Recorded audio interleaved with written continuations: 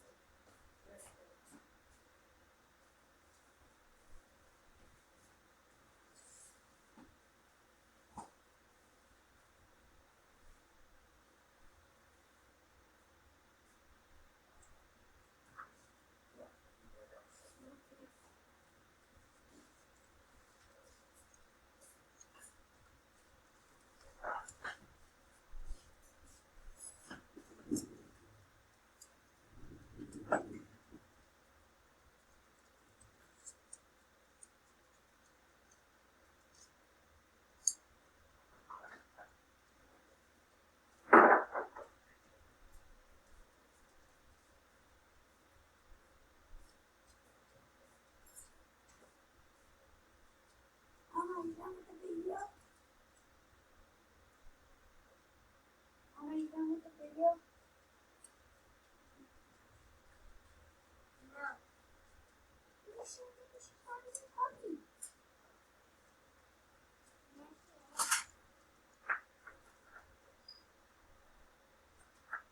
Mommy, done with the video? No, I'm not. Mom! Are you done with the video?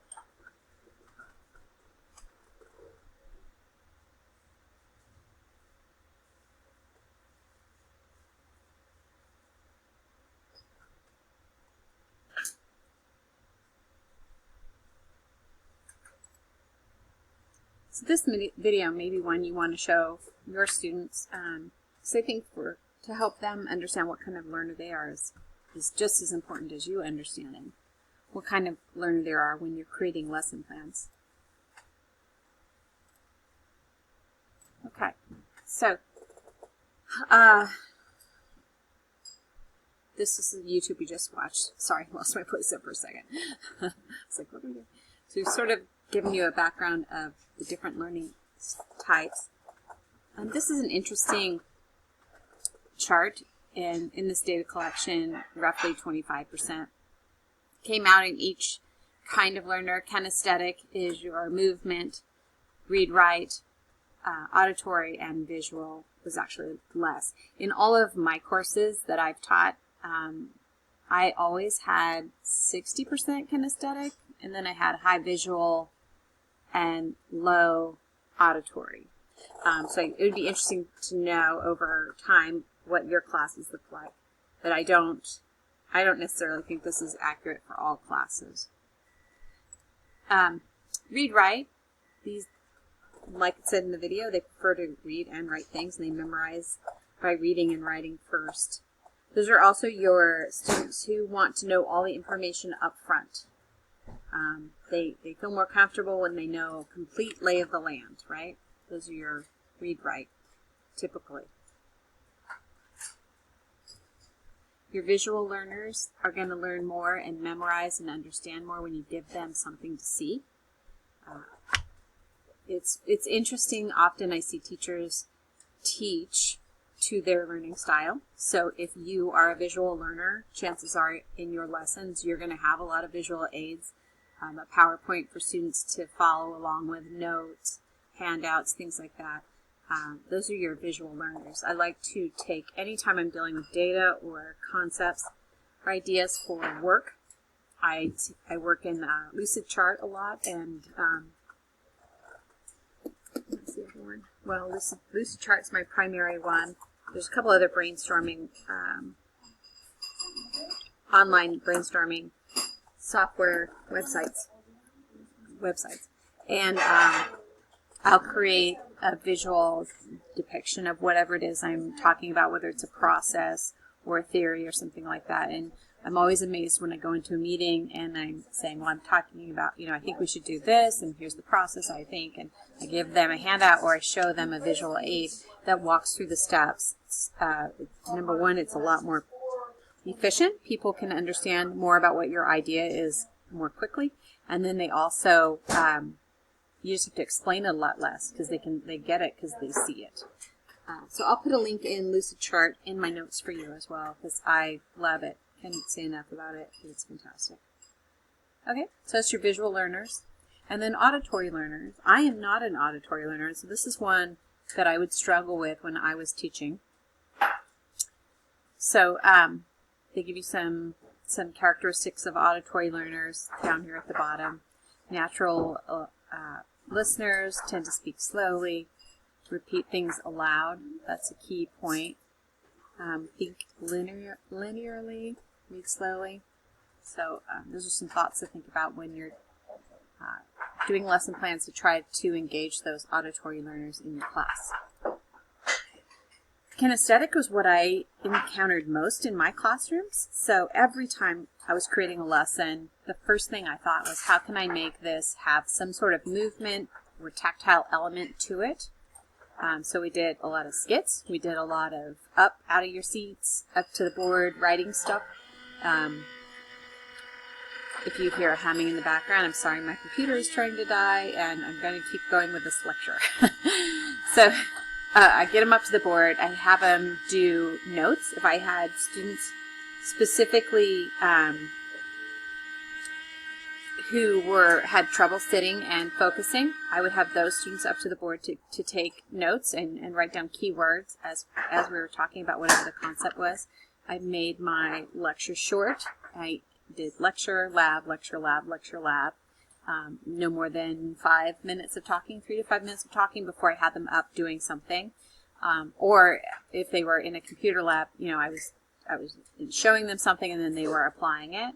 And often they would do more than what I showed them because kids are amazing and they learn stuff so quickly. So that's how I did that. I also took students outside whenever I could. Even if you were teaching technology or something, you think, oh, I've got to always be in this lab. You don't. Go outside, take some notes, do an easel, have a kid hold a big pad of paper or whatever, and do some of the direct instruction outside. They love it. They love being in a different environment. I say all that, and then I think about this next year where you're very likely to be teaching online, and that completely doesn't apply, but maybe it does. Maybe you have kids, I don't know how many have laptops and what have you. I'm not sure how you would do that. And depends on how many of your students, I guess, come to class or attend online class with a phone or a laptop, and having the option to go outside with it not being difficult to see. But anyway, it's something to think about as you're looking at your lessons as they're coming up. I kind of have to laugh when I see this can't sit for long, get fidgety, because that is me. And I think that's why I enjoy teaching kinesthetic learners, is I think I am very strongly aligned. All right, some other things that you might see in your first year of teaching is the ADA, Americans with Disabilities Act, and the words IEP, or Individualized Educational Plan.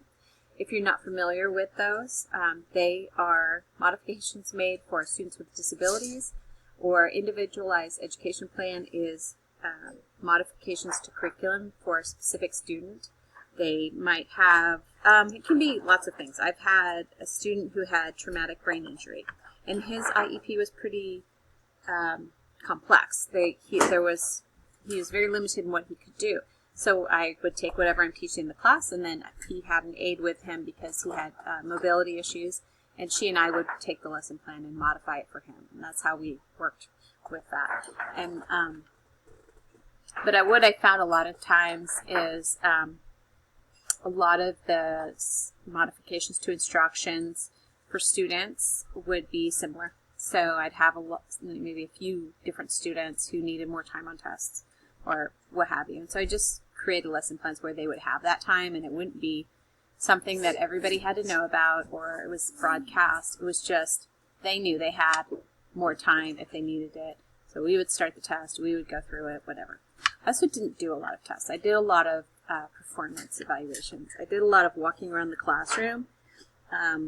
So I taught technology, and you can kind of extrapolate this to whatever subject you're teaching. But I would have a list of 20 things they needed to know how to do to show me on the computer. And it was, like maybe it was Excel. Show me how to add up 3 numbers. Show me how to find an average. And it could be as simple as show me how to open a new document. So it was just a range of skills I was looking for them to know how to do before we could go on to something more complex. So they're kind of like quick checks. And you could do that with any content that you teach.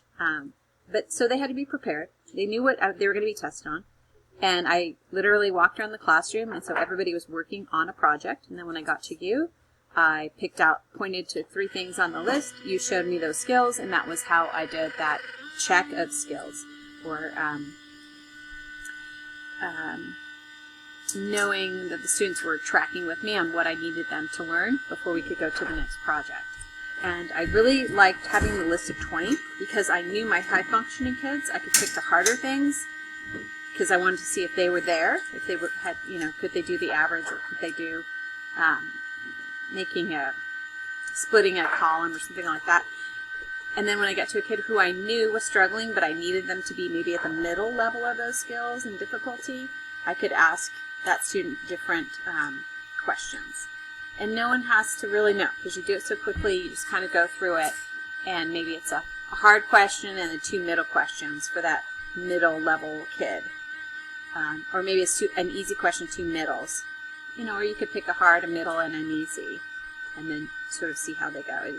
There's a lot. It gives you, as the evaluator, a lot of options when you set up a quick test like that to walk around.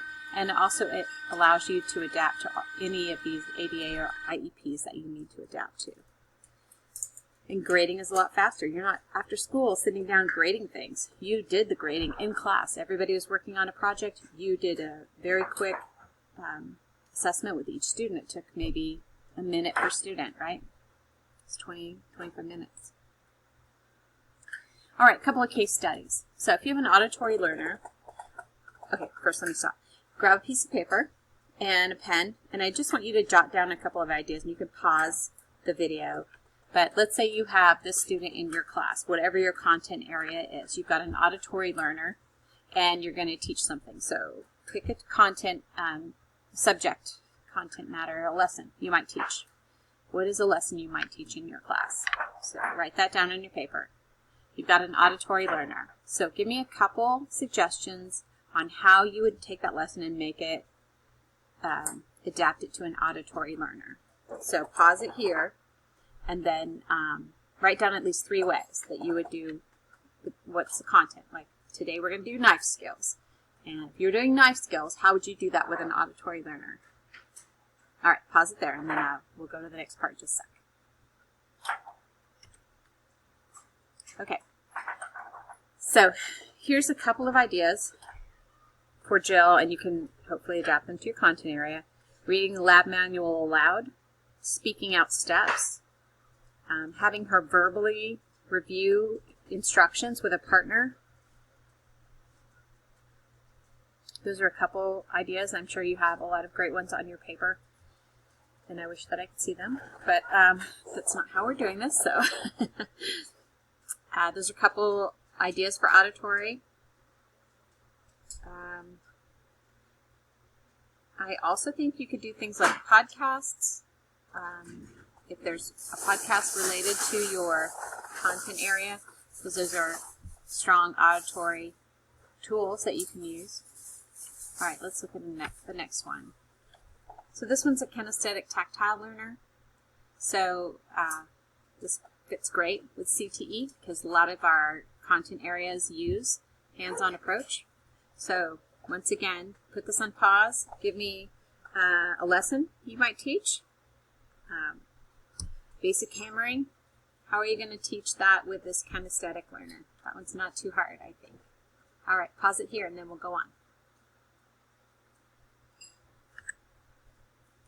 Okay, so some ideas for her and these are more of a, I think, an academic class, but taking notes on the board. I did that often with my students who couldn't sit still, brought them up to the board, had them write down keywords as I was talking. I had them, this sounds really funny, but sometimes I'd have them sweep the classroom, and it wasn't like they were being punished. I would just literally say, does anybody want to sweep while I'm talking? And my kids would self-identify because they wanted to move. They didn't want to sit still. And, you know, so it was great. My class got swept, and they were listening while they were sweeping. I don't know if you're that kind of a person who has to hear. But I have 4 boys, 4 sons, and if I ever want to talk with them about anything important, we go out and wash the car. Because as you're washing the car, or we clean the stalls, or we do something physical, and then we talk while we're doing it. Drawing notes is a great way, that one is right here, is a great way to engage your kinesthetic kids. It may look like they're doodling or doing something else, but if they are engaged with their paper, head is down, but they're listening to you, and this is assuming you don't need them to look at something. They're not talking to their neighbor. They're not writing a note. They're writing notes about what you're talking about.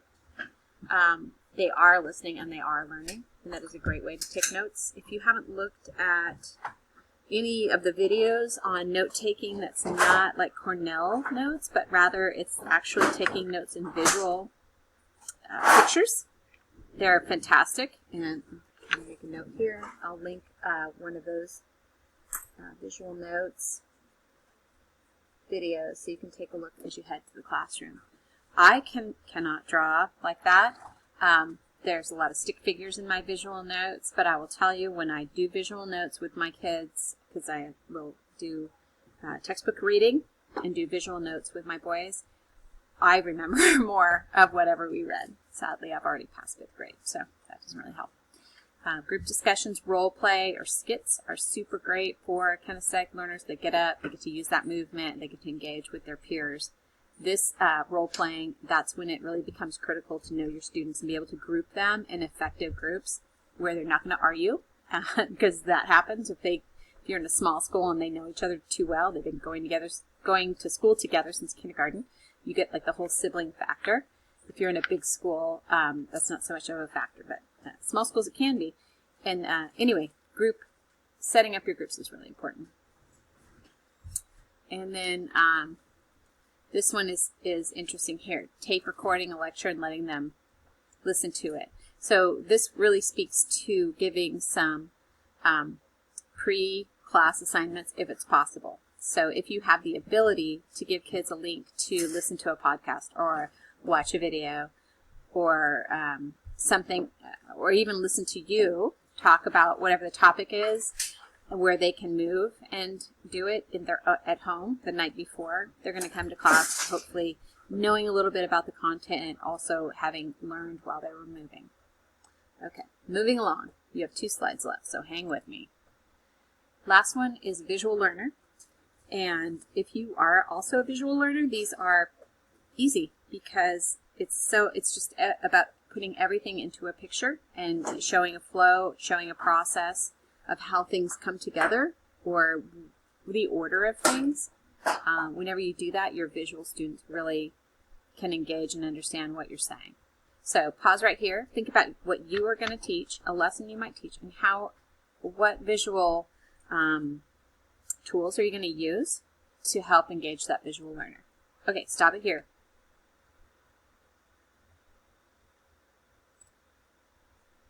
All right, so a couple ideas are provide an outline for the student to take notes on, and they could be written notes, or again, they could do the picture notes. Charts and figures, kind of a no-brainer, and that speaks again to the Lucid chart. I will link the Lucid chart in here so you can take a look at that one. And I used another one too, and I'll think of whatever the other one was. It's pretty cool. It's like got little post-it notes on it. And then putting them near the front of the class. With CTE, it's a little bit different because you can have them, you can pass something out that's related to whatever you're talking about. So if you're showing how to correctly do a pocket screw, you can pass the jig around. You can pass a piece of wood around that's got the hole already drilled in it.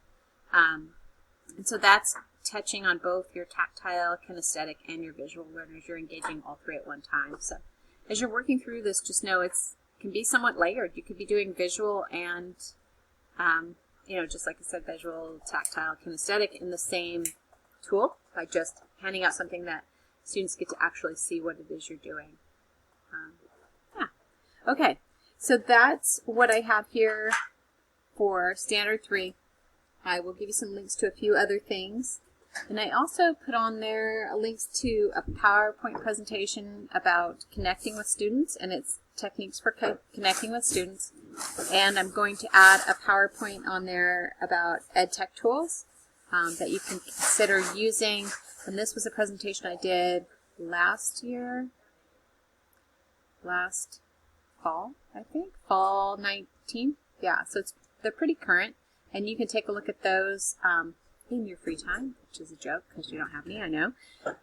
But I've broken them up into slides where I'm talking about like assessment, EdTech tools, and lesson planning, and all the others.